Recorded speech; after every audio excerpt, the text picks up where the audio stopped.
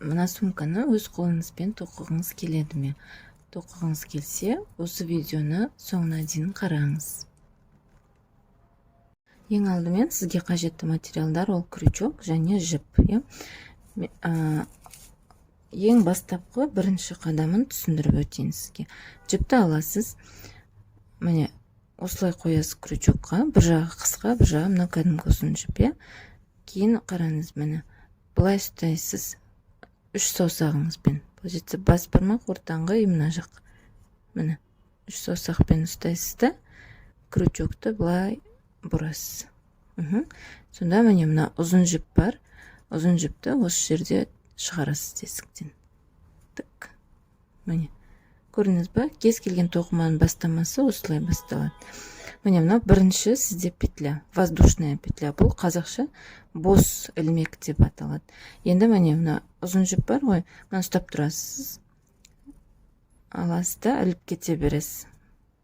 2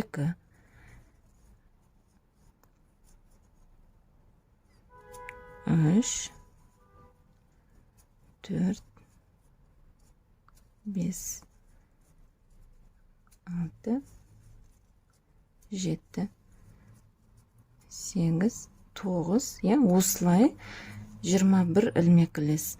Бұны дұрыс жасалып жатқанын қалай білуге болады? Өзіңізге қаратасыз, мына воздушная цепочка деп аталады. Өрілген сияқты көрініп тұру керек сізге.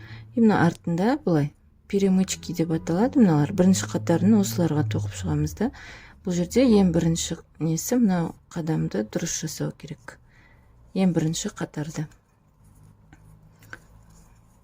Міне 10, 11, 12, 13, 14, 15, 16, 17, 18, 19, 20, 21.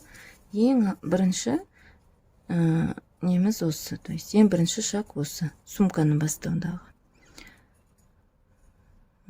Егер сіз сумкадағыдай, мынаны қараңыз, мынау пышный столбик деп аталады. Үлкен өрілген сияқты тұр ғой. Қараңыз, 1, 2, 3, 4, 5, 6, 7. Сіз көбейтесіз да, 3-ке, мысалы 7 қатар жасағыңыз келсе, 7-ні 3-ке көбейтесіз, 21 қатар, 21 мынандай воздушная цепочка тоқисыз. Егер мысалы 6 тоқим десеңіз, кішкентай сумка, міне 6 тоқим десеңіз, онда 18, то есть 6 көбейту 3. 8 дейтін болсаңыз 24. Солай қанша қатар істегіңіз келеді, мынандай соны 3-ке көбейтіп, бірінші мына цепочканы жасап аласыз. Егер осы сумканы толық үйренгіңіз келсе, қыздар, менің каналыма тіркеліп, комментарий қалдырып кетіңіздер. Басқыш бойынша асықпай үйренеміз, қалай толық тоқу керек екендігін.